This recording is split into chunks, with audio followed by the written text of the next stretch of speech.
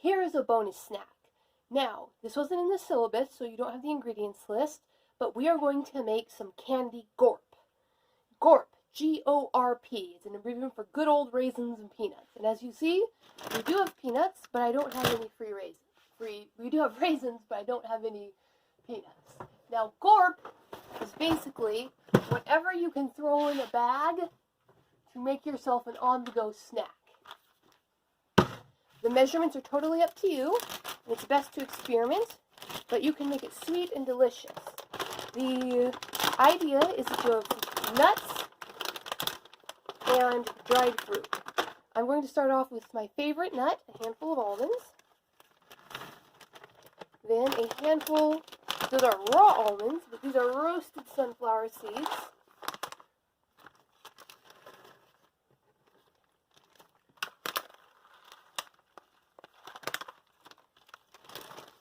Then I'm going to add, now dates are really, really sweet. The sweeter you want your gorp to be, the more dates you should add.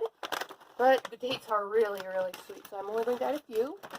Now, for some tartness, I'm going to add some cranberries.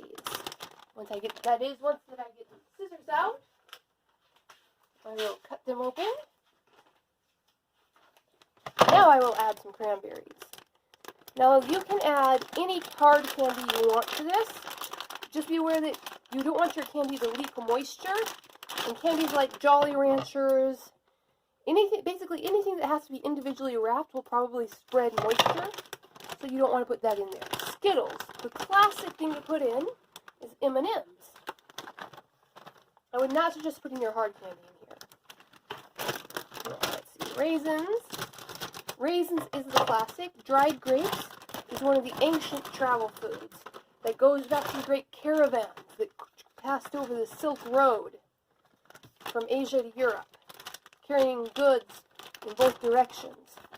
And everybody loved raisins because they're nutrient rich, they're sugar rich, and they keep for forever. Now, dried coconut is a classic ingredient for any gorp mix. I'm going to add some dried bananas because that's what I have. And sometimes you want a little carbohydrate, processed carbohydrate. You can put in Cheetos. Some people like to put in Lucky Charms. I'm just going to put in some plain Chex, again, because that's what I have. And what gorp is basically whatever you have that you'd like to eat while you're out. Now, flavoring. This is a sweet gorp. So I'm going to put in some cinnamon. Now, any flavoring you put in is going to get on your fingers when you take it out, so just be aware. Now, if I wanted this to be a really sweet candy recipe, I just put in a couple tablespoons of sugar. But sugar is hydrophilic, remember, it attracts water, so I really don't like to put extra sugar into my gorp. Some people like to put salt. Some people like to make savory gorp, so you can use everything bagel seasoning in there. Let's see, I'm just looking over my shelf, saying, what do I have that won't attract water, won't make a sticky, gooey mess? You can put chocolate chips in there, but that's just asking for a sticky, gooey mess when you open it, and for everything to be caked together once it cools down again. So I think that's everything. So you just kind of seal the bag, turn it upside down, shake it around.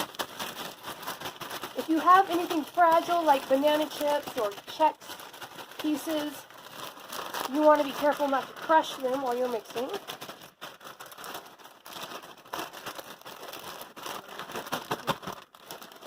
And there you have it. A sweet candy gorp mix, ready, quick and easy, ready to go with you wherever you want to go. It can be literally anything you want it to be. Fruit Loops.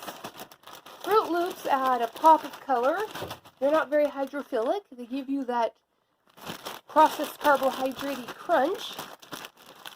And they add a lot of sugar. So that is a good sugary candy-like snack. Ready to go with you on your way.